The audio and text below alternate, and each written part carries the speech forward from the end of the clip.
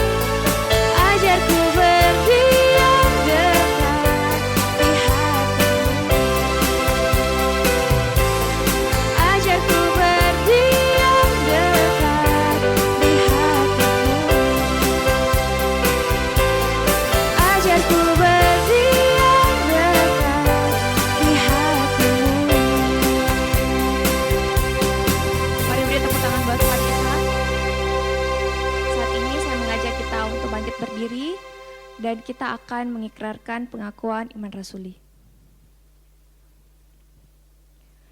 Aku percaya kepada Allah, Bapa yang Maha Kuasa, Khalik langit dan bumi, dan kepada Yesus Kristus anaknya yang tunggal Tuhan kita, yang dikandung daripada Roh Kudus, lahir dari anak darah Maria, yang menderita sengsara di bawah pemerintahan Pontius Pilatus, disalibkan, mati dan dikuburkan, turun ke dalam kerajaan maut. Pada hari yang ketiga, bangkit pula dari antara orang mati.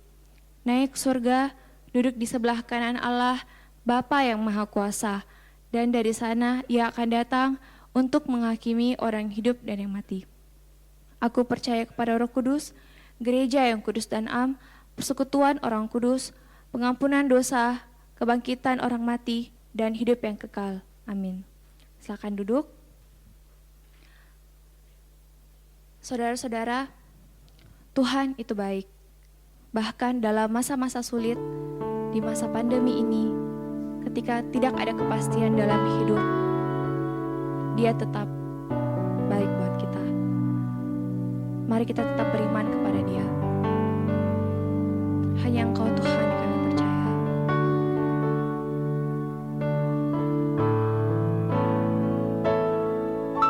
Kau telah buktikan cinta-Mu padaku. Kau membayarku dengan hidup-Mu. Ku bersyukur yang ada padaku. Semuanya milik-Mu. Ku persembahkan seluruh hidupku di mezbah-Mu. Hanya Kau yang menjadi tempat jawaban. Hanya Kau tempatku berharap.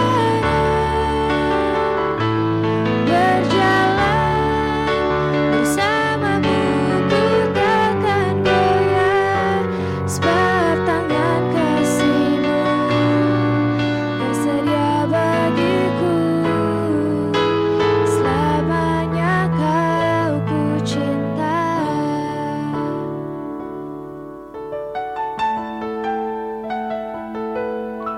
Kau telah buktikan cinta-Mu padaku. Kau membayarku dengan hidup-Mu. Ku bersyukur yang ada padaku. Semuanya milik-Mu. Ku persembahkan seluruh hidupku di mezbah-Mu. Hanya Kau menjadi tempat jawaban. Hanya Kau tempatku berharap. Berjalan bersama-Mu ku takkan goyah, sebab tangan kasih-Mu tersedia bagiku. Selamanya Kau ku cinta. Hanya Kau yang menjadi tempat jawaban. Hanya Kau tempatku berharap. Berjalan bersama-Mu ku takkan goyah, sebab tangan kasih-Mu tersedia bagiku. Selamanya Kau ku cinta. Selamanya Kau ku cinta. Selamanya Kau ku cinta.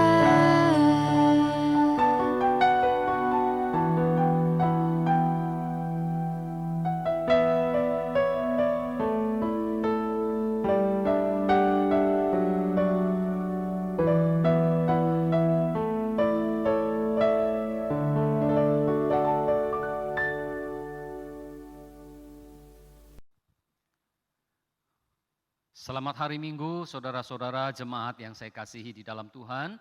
Senang bisa menjumpai saudara di dalam kesempatan ibadah hari ini.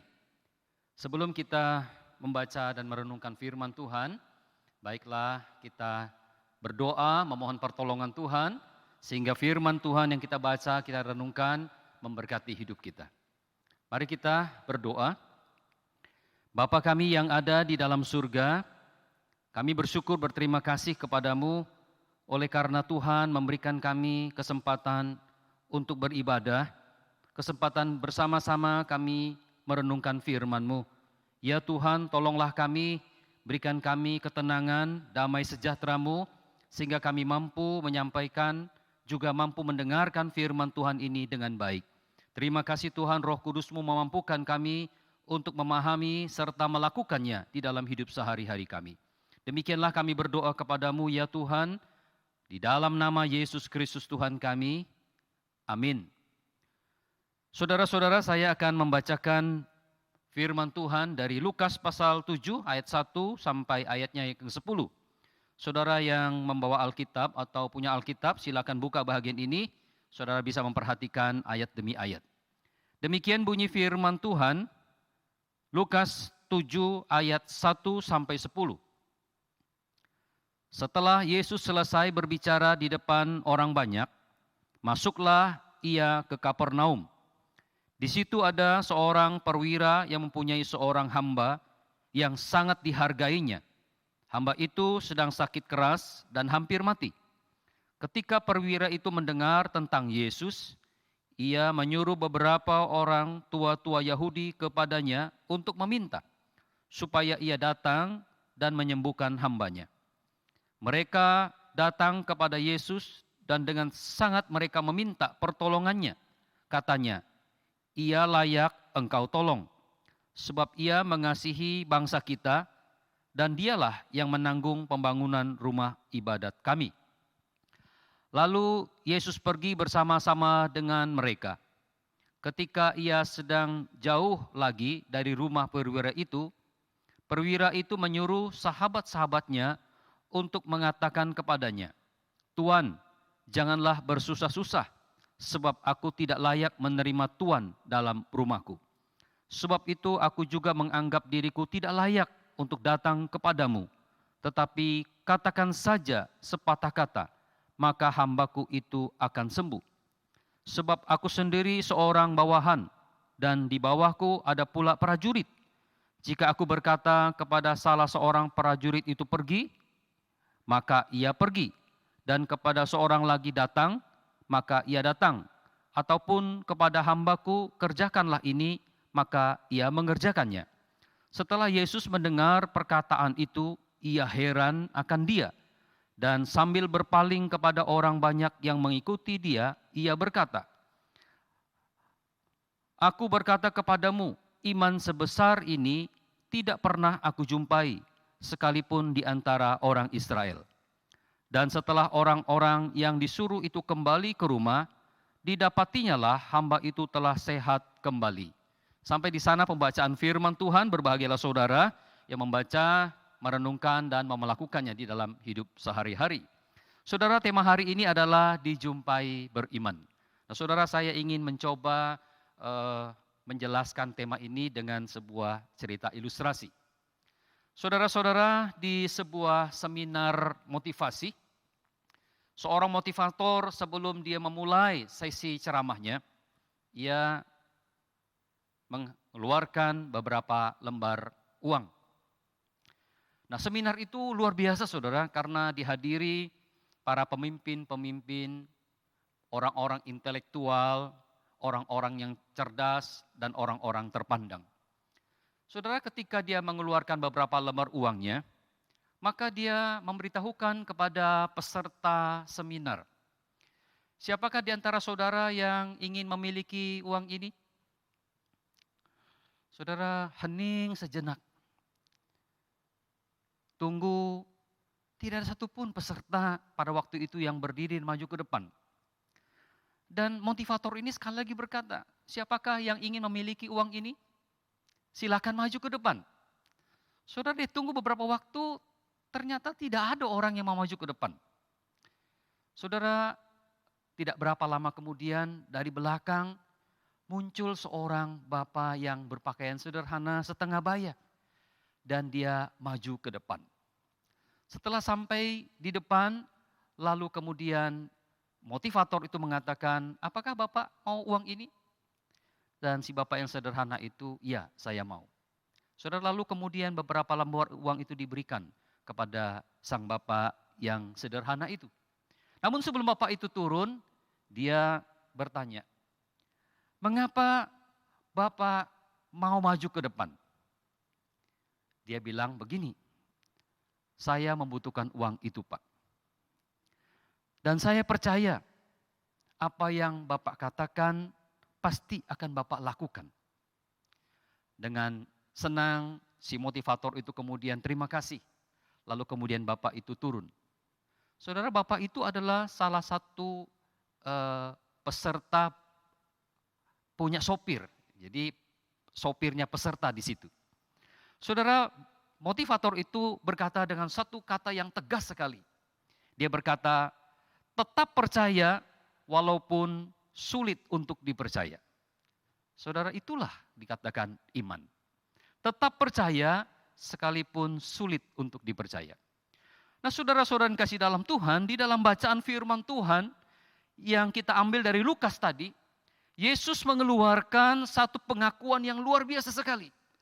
Saudara, Yesus berkata demikian. Aku berkata kepadamu, iman sebesar ini tidak pernah aku jumpai sekalipun di antara orang Israel. Saudara, Yesus mengatakan ini mengapa seperti itu? Saudara, tentu kita tahu bahwa prajurit ini bukanlah orang Yahudi. Dia sesungguhnya tidak punya akses untuk memiliki iman seperti demikian. Tetapi dia bisa percaya. Terbalik dengan orang-orang Israel yang punya akses untuk beriman. Minimal mereka punya firman Tuhan, punya Taurat Tuhan, punya latar belakang nenek moyang mereka yang telah mengalami begitu banyak janji-janji iman. Tetapi Yesus tidak menjumpai iman di antara mereka. Malahan seorang yang di luar Yahudi, seorang prajurit Romawi, didapati beriman yang begitu besar sekali. Saudara-saudara yang dikasihi oleh Tuhan, kalau demikian, bagaimanakah wujud iman dari sang perwira? Saudara, yang pertama kita lihat wujud iman sang perwira adalah dia berbuat baik kepada sesamanya. Saudara boleh perhatikan di dalam ayat 2, ayat 3, ayat 5. Di sana di ayat 2 mengatakan perwira ini sangat menghargai hambanya. Bahkan di dalam terjemahan yang lain mengatakan dia sangat menyayangi hambanya. Saudara, banyak mengatakan bahwa hambanya perwira ini adalah orang Yahudi. Saudara, walaupun berlatar belakang yang berbeda, dia tetap mengasihi hambanya, menghargai. Biasanya hamba pada waktu itu sangat tidak dihargai. Laksana seperti barang, ya, bisa dipakai, bisa dibuang. Bahkan kadang-kadang Tuhan boleh melakukan semena-mena terhadap hambanya. Tetapi sangat berbeda dengan perwira ini. Dia sangat menghargai dan mengasihi perwiranya. Saudara, ini adalah bentuk iman, mengasihi sesama. Bukan hanya itu saja, saudara, di dalam ayatnya yang ketiga, di sana dia minta kepada Tuhan Yesus supaya hambanya ini disembuhkan. Saya berpikir, saudara, bahwa mungkin dia sudah menggunakan uang yang cukup banyak. Membawa hambanya ini berobat ke tabib satu, ke dokter satu, tetapi tidak mengalami kesembuhan. Ketika dia mendengar Yesus masuk ke Kapernaum, saudara, hatinya begitu senang. Dan dia berharap bahwa hambanya ini bisa ditolong oleh Tuhan Yesus. Maka dia memerintahkan beberapa tua-tua Yahudi untuk menjumpai Yesus. Supaya menolong hambanya ini agar sembuh. Perhatiannya kepada hambanya begitu besar sekali. Saudara, ayat yang kelima, perwira ini berbuat sesuatu yang luar biasa lagi. Saudara, ayat 5 mengatakan demikian. Sebab ia mengasihi bangsa kita. Tua-tua itu berjumpa dengan Tuhan Yesus dan berkata, perwira ini sangat mengasihi bangsa kita. Apa buktinya? Buktinya dia menanggung seluruh pembangunan rumah ibadat kita. Saudara, dia bukan orang Yahudi. Tetapi dia tahu bagaimana berbuat baik kepada sesama. Bahkan dia rela berkorban untuk mengeluarkan sejumlah besar uangnya untuk membangun tempat ibadah orang Yahudi. Saudara, inilah bentuk iman dari si perwira. Saudara, kalau kita membaca di dalam kitab Yakobus berkata demikian. Yakobus 2 ayat 17. Jika iman itu tidak disertai dengan perbuatan, maka iman itu pada hakikatnya adalah mati. Saudara, perwira ini membuktikan imannya dengan melakukan apa yang baik kepada hambanya, melakukan apa yang baik kepada sesamanya, bahkan orang-orang yang ada di luar Ya, maksudnya yang tidak sesuku dengan dia, tidak sebangsa dengan dia. Saudara, luar biasa sekali iman si perwira ini. Saudara, yang kedua, bagaimana dia mewujudkan imannya? Saudara, kalau kita perhatikan bahwa ada tindakan-tindakan sikap yang ditunjukkan oleh perwira ini, yaitu sikap rendah hatinya kepada sesama. Saudara boleh membaca di dalam ayat 3, ayat 6, ayat 7. Saudara, ayat ketiga, sebagai seorang perwira, dia membawahi 100 prajurit. Tetapi ketika dia mengalami kesulitan, dia tidak sungkan-sungkan meminta pertolongan. Dengan rendah hati dia meminta pertolongan. Apa itu saudara? Pertolongan kepada orang-orang Yahudi. Minta pertolongan kepada Tuhan Yesus supaya datang menyembuhkan hambanya. Saudara, permintaan tolong ini adalah bentuk bagaimana dia menyadari ketidakberdayaannya. Di satu sisi dia memang seorang prajurit punya bawahan, tapi di sisi yang lain dia mengakui bahwa dia juga tidak berdaya, perlu orang lain. Saudara, di dalam ayat yang ke-6, saudara, di sana dia mengatakan, Tuhan janganlah susah-susah sebab aku tidak layak menerima Tuhan dalam rumahku. Saudara, dia mengakui bahwa dia tidak layak menerima Tuhan Yesus di dalam rumahnya. Dengan penuh kerendahan hati dia mengatakan, Tuhan jangan datang ke rumahku. Ya, saudara, saya percaya rumahnya bukan kecil.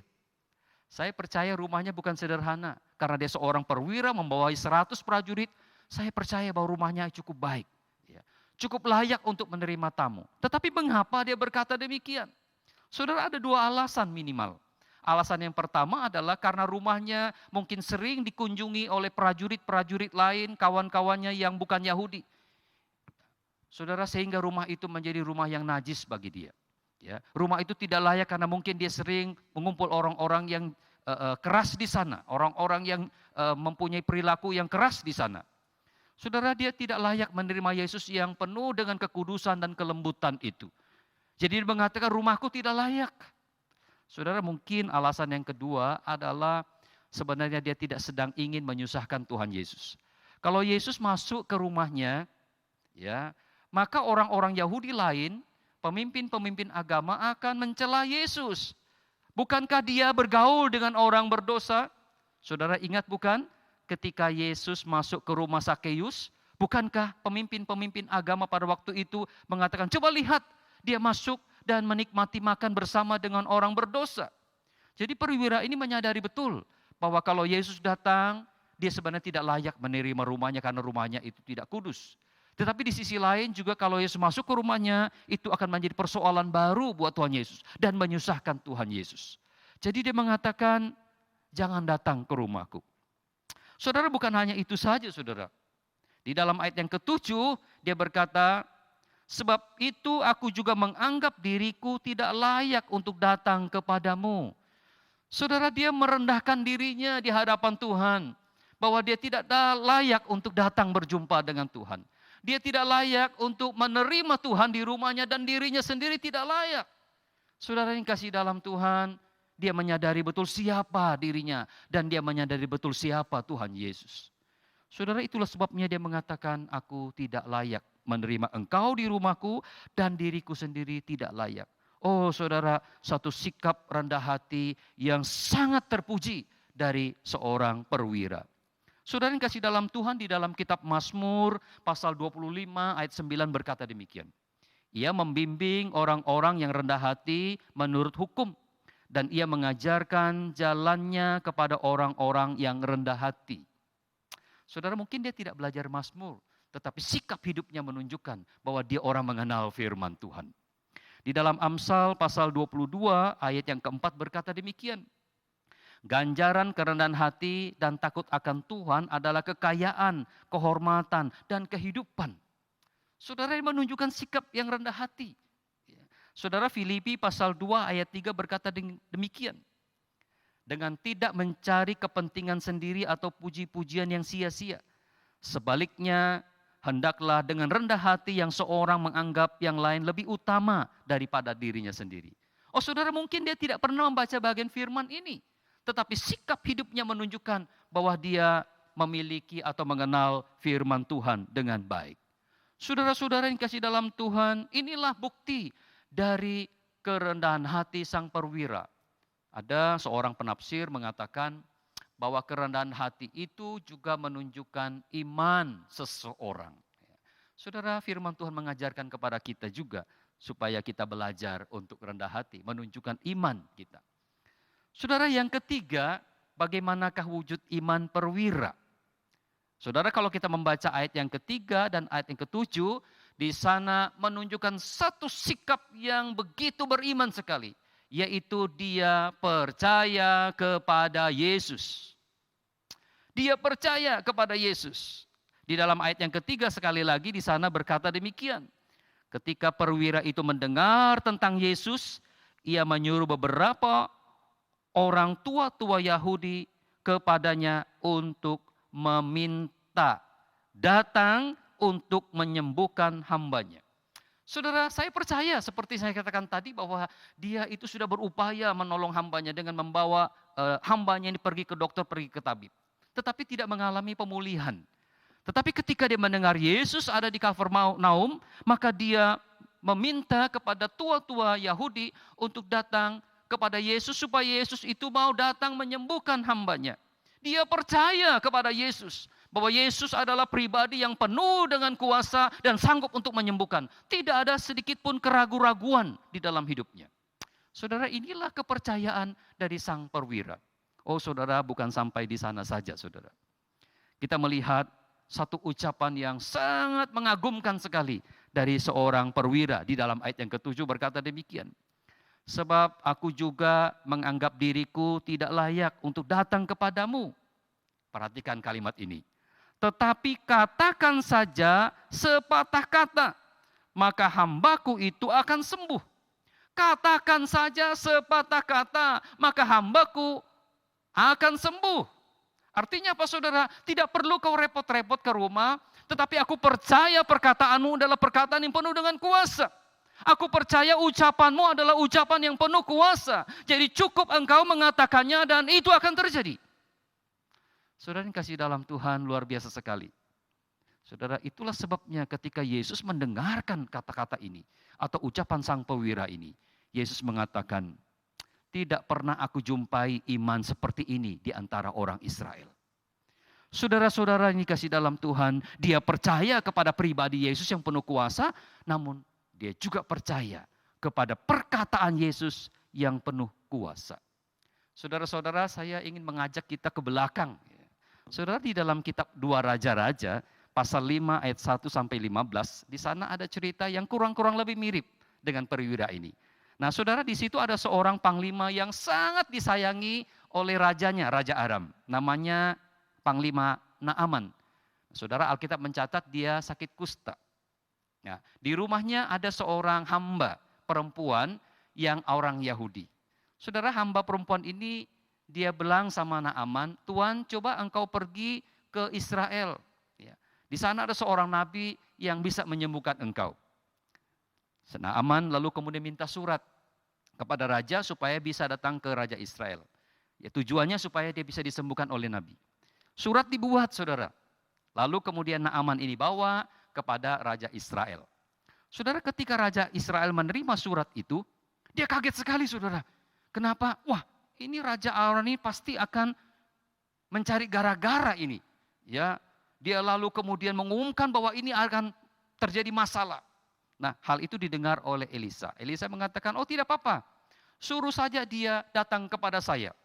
Ya, suruh datang kepada saya, supaya dia tahu bahwa di Israel itu ada nabi. Lalu kemudian raja mengutus atau menyuruh Naaman pergi menjumpai Elisa. Ketika dia sudah berada di rumahnya Elisa, saudara, lalu Elisa memerintahkan bujangnya yang bernama Gehazi, keluar katakan kepada perwira itu atau kepada perwira Aram itu, suruh dia celup-celup di sungai Yordan 7 kali, ya, suruh dia mandi di sana 7 kali. Saudara, lalu Gehazi keluar, dia mengatakan, oh Tuan, kalau mau sembuh, kata Elisa, silakan kau mandi di sungai Yordan, ya 7 kali engkau akan sembuh. Saudara, ketika mendengar perkataan itu, wah, langsung merah mukanya. Ya, dia panas sekali. Dia berkata, aku kira dia keluar, ya si nabi keluar, lalu kemudian memegang-megang tubuh saya yang penuh dengan kusta ini sembuh. Ya, kalau aku tahu begitu, di tempatku sungainya jauh lebih bersih daripada sungai Yordan. Saudara, sebenarnya Elisa bukan takut dengan kusta ya, bukan gelek-gelek dengan kusta ya, bukan. Tetapi sudah dari awal dia mengatakan bahwa supaya dia tahu di Israel ada nabi. Saudara, kita tahu kan, nabi itu adalah wakil dari Allah. Lalu kemudian prajurit punya anak buah ya, panglima punya anak buah ini bilang, sudahlah Tuan, kalau dia suruh yang susah pun kita mau pergi toh, apa susahnya kalau kita pergi mandi saja, ayo pergi. Saudara, lalu kemudian dia pergi ke sungai Yordan. Singkat cerita, sampai di sungai Yordan, dia celup 1 kali, 2 kali belum sembuh. Ya, 3 kali, 4 kali belum sembuh. 5 kali, 6 kali belum sembuh. Yang ke-7 kalinya begitu muncul, dia langsung sembuh, saudara. Dia lihat, tubuhnya sekarang sudah tidak kena kusta lagi. Dia sangat senang. Lalu kemudian dia menyampaikan kepada Elisa. Ya, dia ingin memberikan persembahan kepada Elisa. Lalu kemudian Elisa menolak. Ya, lalu dia bilang mengatakan, sekarang aku tahu bahwa di tempat lain tidak adalah, hanya ada Allah di Israel. Saudara, saya berpikir apakah Naaman beriman? Tidak, saudara. Dia bukan beriman karena dia sembuh. Dia sembuh bukan karena beriman. Tetapi semuanya ingin dibuktikan bahwa di Israel itu ada Allah yang bisa menyembuhkan. Kenapa saudara? Karena dia tidak percaya dengan perkataan Elisa, dia kesel. Saudara, sangat berbeda dengan prajurit ini bukan? Dia bilang kepada Tuhan Yesus, cukup engkau mengatakan perkataan sepatah 2 kata, pasti hamba akan sembuh. Saudara yang kasih dalam Tuhan, kita seperti siapa? Kita seperti perwira, ya, Naaman, panglima Naaman atau perwira Kapernaum ini, perwira Romawi ini. Saudara yang kasih dalam Tuhan, hari ini ketika kita mendengarkan firman Tuhan ini, saudara tentu kita bertanya, bagaimana kita sebagai orang-orang yang percaya mewujudkan iman kita? Bagaimana kita sebagai orang-orang yang percaya kepada Tuhan Yesus mewujudkan iman kita? Saudara, dari pelajaran ini, maka yang pertama juga kita bisa belajar, kita mewujudkan iman kita dengan percaya kepada Yesus. Saudara yang kasih dalam Tuhan, kita bersyukur bahwa sebenarnya ketika kita percaya kepada Tuhan Yesus, kita punya akses untuk beriman. Ya, kita punya akses untuk menerima iman dan menerima janji-janji iman itu. Tetapi kenyataannya kadang-kadang di dalam perjalanan kita menjadi ragu, kita menjadi khawatir, ya, kadang-kadang kita mulai betul enggak Tuhan akan membantu kita, menolong kita. Apalagi di masa-masa seperti ini bukan? Banyak kali kita bertanya, betulkah Tuhan akan menolong kita? Betulkah Yesus akan menolong kita? Saudara, kita punya akses untuk beriman, saudara. Hari ini kita diingatkan kembali, mari kita pergunakan akses itu. Kita percaya kepada Yesus adalah pribadi yang penuh dengan kuasa. Jangan ragukan itu. Dia adalah Allah yang penuh kuasa, yang telah menunjukkan kuasanya. Bukan saja pada waktu dia berada di dalam dunia ini, bahkan ketika dia berada di surga pun, dia tetap adalah Allah yang penuh dengan kuasa. Saudara, yang kedua adalah kita bukan hanya percaya kepada Yesus yang penuh kuasa. Tetapi Alkitab juga memberitahukan kepada kita, marilah kita juga percaya kepada perkataan Tuhan Yesus yang penuh dengan kuasa itu. Seperti si perwira itu. Saudara, kadang-kadang kita meragukan firman Tuhan yang adalah perkataan Tuhan. Betul enggak ya firman Tuhan ini akan terlaksana? Betul tidak ya firman Tuhan ini akan digenapi? Yesus berkata, jika engkau meminta sesuatu dalam nama aku akan berikan. Betul enggak ini yang terjadi? Yesus mengatakan, apa saudara? Jika engkau punya iman sebesar biji sawi, engkau bisa mengatakan gunung ini pindah. Betul enggak itu bisa? Saudara, kadang-kadang di dalam perjalanan kita menjadi ragu dengan perkataan Tuhan. Ya, kita mulai ragu dengan firman Tuhan. Saudara, hari ini kita diingatkan sebagai wujud daripada iman kita adalah kita diminta percaya kepada Yesus sebagai pribadi yang penuh kuasa dan percaya kepada perkataan Yesus yang penuh dengan kuasa. Saudara, ada sebuah kesaksian. Ada seorang gadis yang datang kepada mamanya dan memberitahukan, "Ma, saya sudah percaya kepada Tuhan Yesus." Saudara, berita itu sangat mengagetkan mamanya dan kemudian dia memberitahukan seluruh keluarga besarnya. Dia bilang, anak saya yang perempuan ini sudah percaya kepada Tuhan Yesus. Dan itu sangat mengganggu. Dan itu tidak terbiasa dengan di lingkungan keluarga kita. Saudara, lalu kemudian anak ini disuruh tinggal di rumah. Dan kemudian dia panggil pemimpin agamanya yang pertama. Untuk datang ke rumahnya dan berdoa untuk dia. Saudara, dan keluarga besarnya semua berkumpul. Dan kemudian pemimpin agama lamanya itu datang dan mau berdoa untuk dia. Saudara, dia seorang diri dikepung oleh begitu banyak keluarganya yang tidak suka karena dia percaya kepada Tuhan Yesus. Saudara, ketika dia mau didoakan, karena keluarganya bilang, kamu pasti sudah disantet oleh orang Kristen. Ya, kamu pasti sudah dicuci otak oleh orang Kristen. Oleh sebab itu kami mau berdoa untuk kamu supaya itu dihilangkan dari dirimu. Dia tidak bisa berbuat apa-apa, saudara. Dia hanya terima karena sudah di lingkungan keluarga besarnya. Saudara, ketika pemimpin agama lamanya mau berdoa, dia terus berpikir, apa yang saya bisa lakukan? Tiba-tiba dia ingat satu lagu. Sambil dia menyanyikan itu di dalam hatinya, dan pemimpin agama lamanya berdoa untuk dia. Saudara, dalam hati dia menyanyi seperti ini. Yesus terlebih besar, Yesus terlebih besar di dalamku, di dalamku. Yesus terlebih besar, Yesus terlebih besar di dalamku selama-lamanya.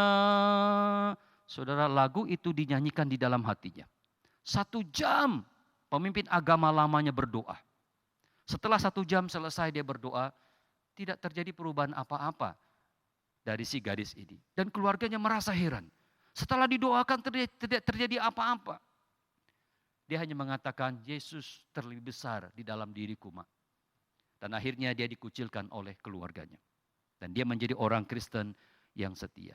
Dia percaya kepada Yesus yang lebih besar daripada segala-galanya. Saudara, bukankah firman Tuhan berkata bahwa Roh Allah yang ada di dalammu lebih besar kuasanya? Yesus terlebih besar. Yesus maha kuasa, dan perkataan Yesus itu adalah perkataan yang maha kuasa. Saudara, mari kita mewujudkan iman kita dengan percaya seperti prajurit yang percaya kepada Yesus dan percaya kepada perkataannya. Saudara, yang kedua, bagaimanakah kita mewujudkan iman kita? Saudara, yang kedua yang bisa kita lakukan adalah dengan menunjukkan sikap rendah hati kita kepada sesama. Saudara, mungkin hari ini Tuhan memberkati kita dengan berbagai-bagai fasilitas, kekayaan. Mungkin kita punya kedudukan, mungkin kita pintar, kita banyak prestasi, mungkin kita dihargai oleh begitu banyak orang, saudara. Saudara, marilah kita menunjukkan sikap rendah hati kita. Dengan selalu mengingat bahwa semua itu adalah anugerah Tuhan. Semua itu adalah pemberian Tuhan. Ya, saudara, ketika orang mulai menyanjung kita, mulai memuji kita, marilah kita tunjukkan rendah hati kita. Bahwa semua apa yang saya bisa nikmati adalah pemberian Tuhan. Karunia Tuhan, anugerah Tuhan buat kehidupan saya. Tidak ada sedikit pun saya bisa menonjolkan diri. Saudara yang kasih dalam Tuhan, jangan sampai kalau kita bisa diberikan kesempatan lebih, punya kekayaan lebih, punya kedudukan lebih, lalu kemudian kita menjadi sombong dan arogan, ya, sehingga orang tidak melihat Yesus di dalam hidup kita. Tidak melihat iman kita di tengah-tengah kehidupan kita. Saudara, perwira ini punya kedudukan tinggi, tetapi dia menunjukkan sikap rendah hati. Itulah bentuk imannya. Saudara, hari ini Tuhan ingin kita belajar untuk rendah hati kepada sesama. Jangan sampai, saudara, ketika kita pintar berada di antara orang, kita menjadi sombong, kita menganggap orang lain paling bodoh di dalam dunia ini. Ketika mungkin kita kaya, kita menunjukkan kekayaan kita, kita membuat orang lain merasa miskin di dunia ini. Saudara, jangan demikian. Saya terkesan sekali dengan Bapak Presiden kita, Bapak Presiden Jokowi. Saudara, suatu kesempatan November tahun 2014, dia pergi ke Singapura untuk menghadiri wisuda anaknya. Saudara, dia naik pesawat kelas ekonomi. Sebenarnya dia punya kesempatan bisa duduk di kelas yang lebih baik, kelas bisnis. Bahkan dia bisa menggunakan pesawat kepresiden, tetapi dia mengatakan tidak. Saya tidak akan naik pesawat kepresidenan, sebab ini urusan pribadi, bukan urusan negara. Saudara, luar biasa sekali. Saudara, mari hari ini, ketika kita ingin menunjukkan iman kita, tunjukkanlah itu dengan rendah hati kepada sesama.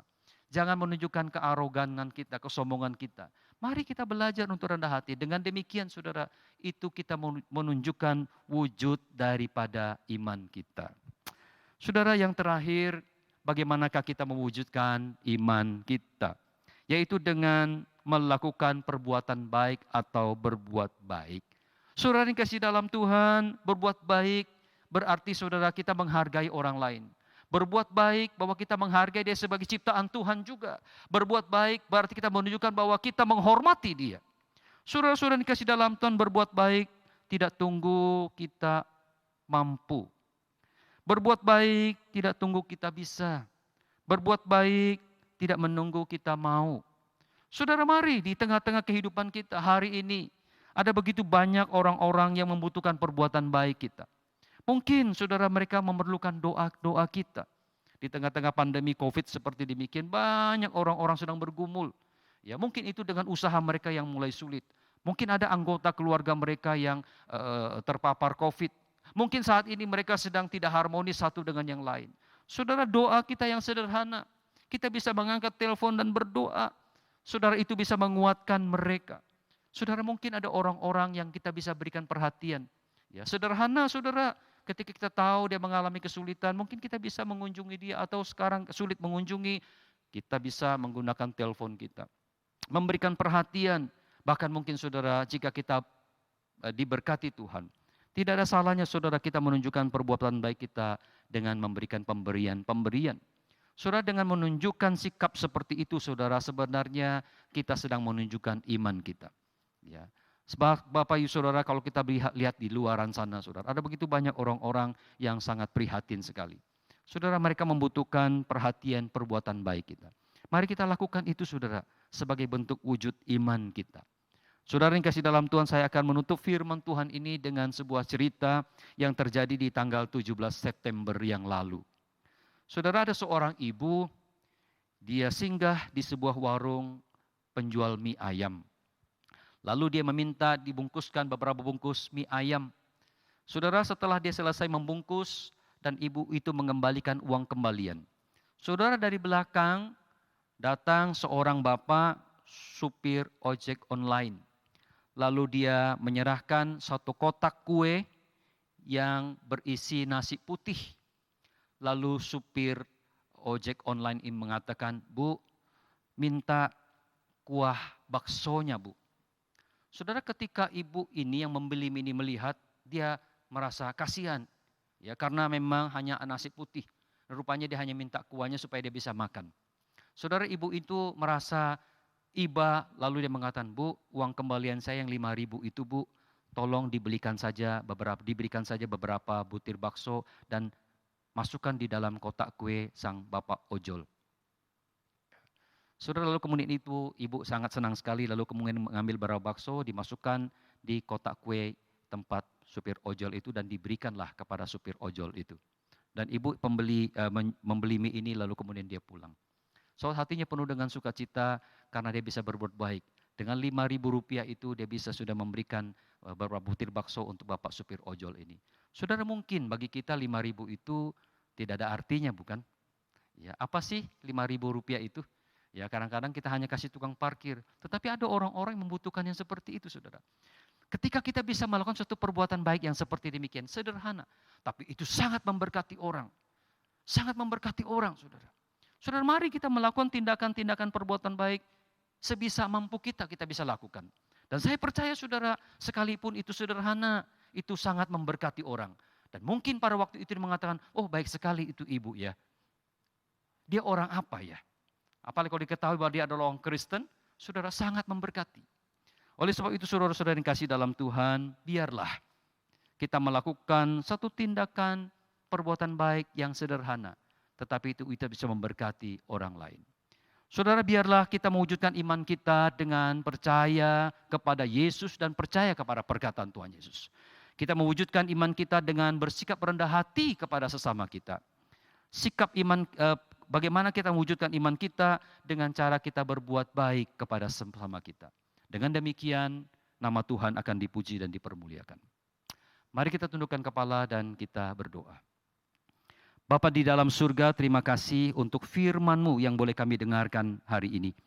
Biarlah ya Tuhan, kami pun dipanggil untuk mewujudkan iman kami dengan percaya sepenuhnya kepada Tuhan Yesus dan perkataannya. Dengan menunjukkan sikap rendah hati kami kepada sesama, menganggap orang lain lebih penting daripada diri kami, mengutamakan orang lain di atas kepentingan kami.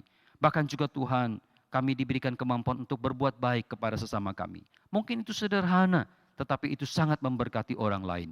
Terima kasih Tuhan, dengan demikian kami bisa menyatakan iman kami kepada dunia ini, bahwa kami adalah orang-orang yang beriman kepadamu.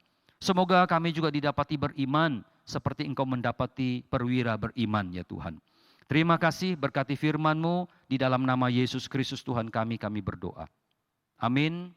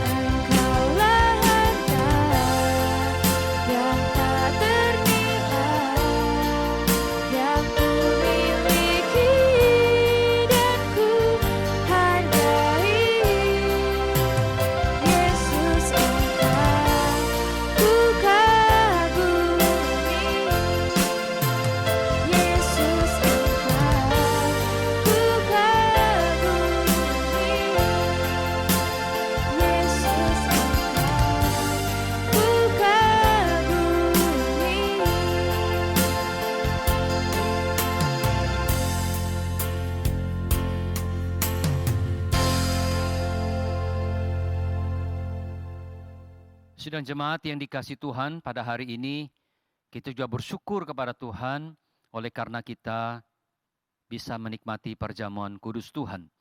Sebelum kita menikmati roti dan anggur, baiklah kita datang di dalam doa memohon pertolongan Tuhan. Mari kita berdoa. Bapa kami yang ada di dalam surga, kami menaikkan pujian syukur karena hari ini Tuhan juga memberikan kami kesempatan untuk mengikuti perjamuan kudus Tuhan. Mari ya Tuhan, kiranya Engkau menolong kami, supaya hati kami siap untuk menikmati perjamuan kudus Tuhan. Terima kasih ya Tuhan, di dalam nama Yesus Kristus Tuhan kami berdoa. Amin. Saya akan membacakan firman Tuhan buat kita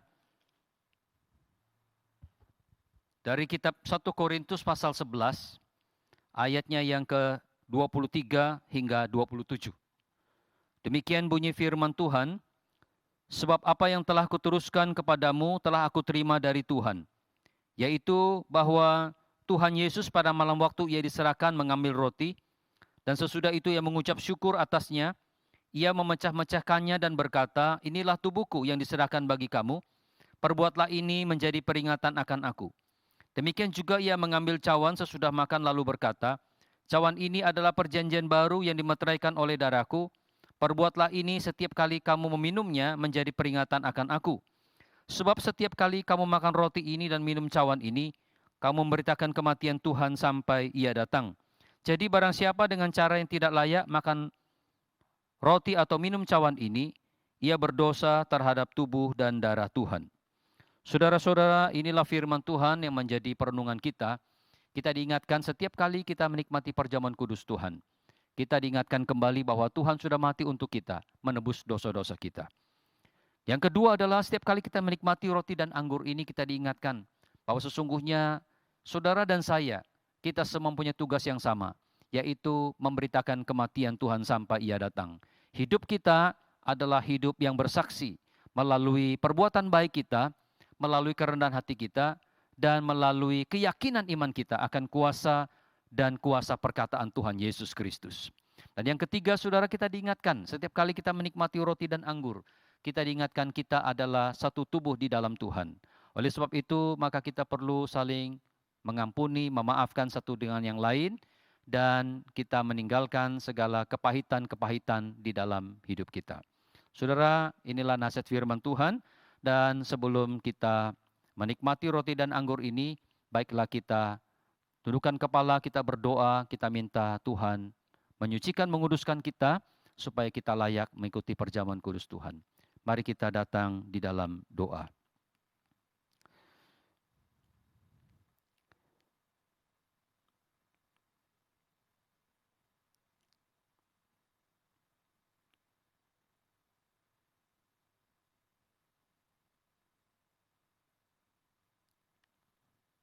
Bapa kami yang ada di surga, kami menyadari kami bukanlah manusia yang senantiasa bisa menyenangkan hati Tuhan.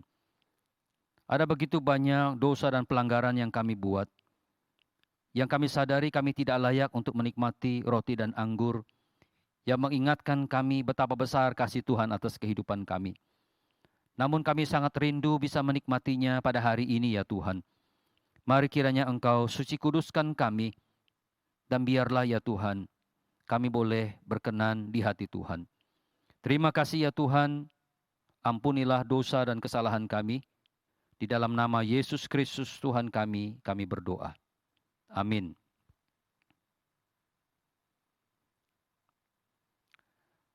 Saya mengundang saudara-saudara jemaat untuk bisa berdiri.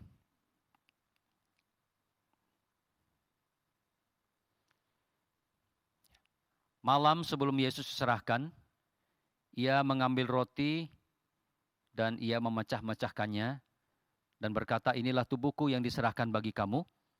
Perbuatlah setiap kali kamu makannya menjadi peringatan akan aku.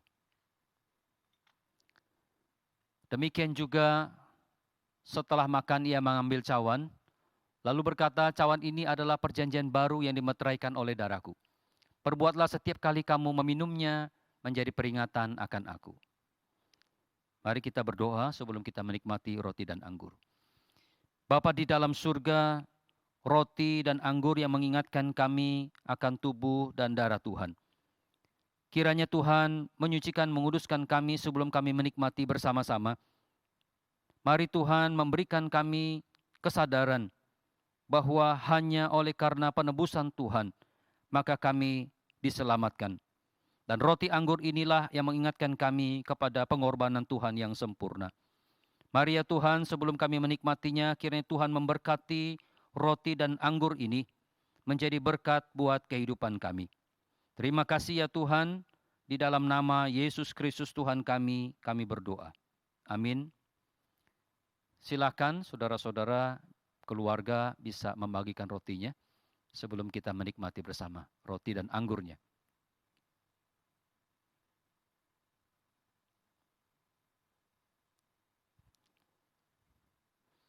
Baik, saudara-saudara yang sudah menerima roti, angkatlah rotimu. Yesus berkata, inilah tubuh yang diserahkan bagi kamu. Perbuatlah setiap kali kamu memakannya menjadi peringatan akan aku. Mari kita makan dengan iman.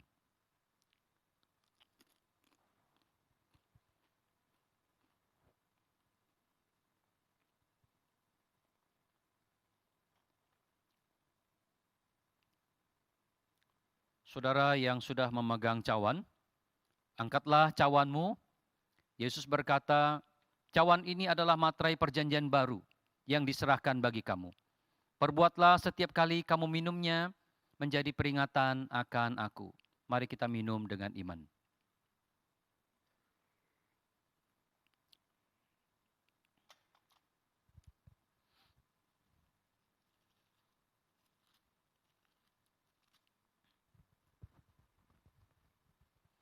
Saudara, dengarkanlah berita anugerah buat saudara.